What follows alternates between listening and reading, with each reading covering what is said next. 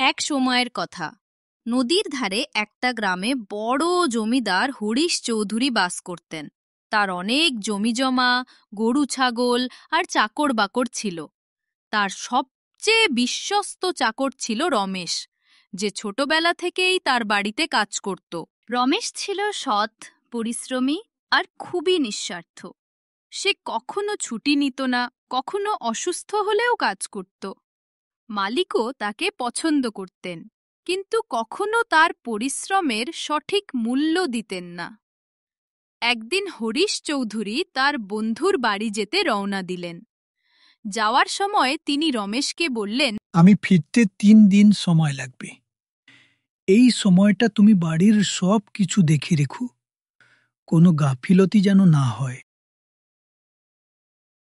চতুর্থ দিনে হঠাৎই খবর এলো হরিশ চৌধুরীর গাড়ি দুর্ঘটনার শিকার হয়েছে।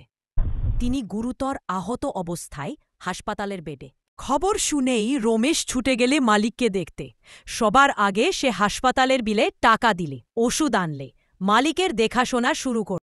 তুই এত কিছু করলি রে রমেশ, আমার তো নিজের ছেলে পিলেও এতটুকু করেনি। রমেশ মৃদু হেসে বলল, আপনি আমার মালিক নন, আপনি আমার পরিবার।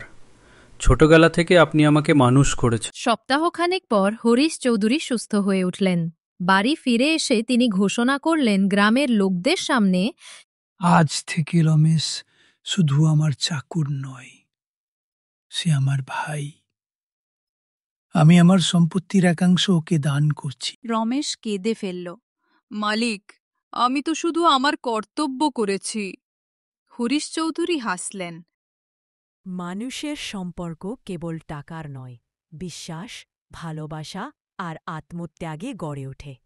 একজন চাকর পরিবারের চেয়ে বড় হয়ে উঠতে পারে যদি তার হৃদয়ে থাকে সৎ ভালোবাসা।